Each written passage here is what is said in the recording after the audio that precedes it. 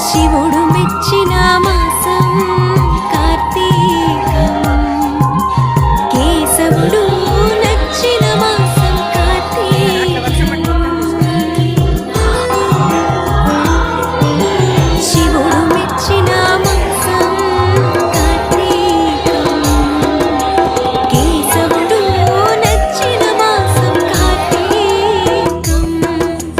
హరిహర ఏకోన్ముఖ మాసం కార్తీకం, ప్రకృతి పరవశించిన మాసం కార్తీకం.